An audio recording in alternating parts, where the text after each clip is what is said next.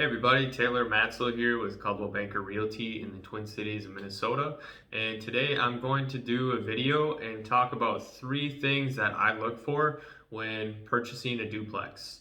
Now, before I get into that, I'm a real estate agent here in the Twin Cities. I purchased my first property back when I was 24, and that property was a duplex. Worked out extremely well for me, and since then, I've helped many clients of mine buy and sell duplexes, and duplexes have just been something that I've become very passionate about dealing with. So, getting into the 3 things that I look for when purchasing a duplex, tip number 1 is identify if the property was built as a duplex or if it was built as a single family and converted over to a duplex. The reason I like to identify this is I do prefer to buy duplexes that were built as duplexes, but by all means, if there is a good deal on a duplex that's a single family and had been converted over, I would totally buy it. The reason I look for this is because there can be more noise issues when you have a single family that's been converted over to a duplex. There may be ductwork that runs throughout between both units. There could be a stairwell going over a bedroom.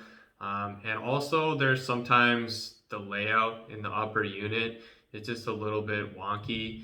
You know, the kitchen might be in a bad spot.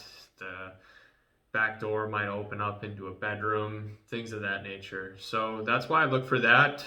The second tip, that I look for when shopping duplexes is looking for a duplex that has an unfinished space that is finishable.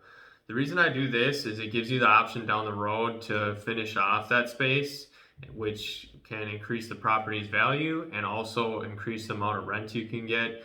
An example of looking for a duplex that has an unfinished space that is finishable would be a traditional side-by-side duplex that has 2 beds, 1 bath in each unit. With these, a lot of times they have their own stairwell going down to the basement. And with a layout like that, you can potentially finish the basement later on, add another bedroom, bathroom, and family room down there, which would then in return make it a 3-bed, 2-bath unit instead of a 2-bed, 1-bath. And you can obviously get a lot more in rent when you have a layout or a unit that has that. So that's the second thing I look for. Third tip is I like to shop in areas that have upcoming changes, such as commercial redevelopment plans for a new stadium, maybe plans for a river walk, a light rail, things of that nature.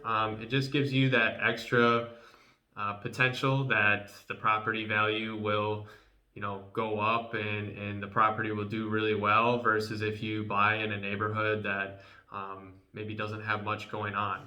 Yeah, there's a little bit more risk in doing so, but I think the risk is worth the reward.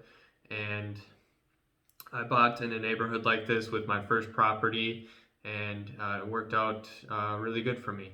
So those are my 3 tips. Hope they're helpful to you. And if there's ever anything I can help you with, duplexes or real estate wise, feel free to reach out to me.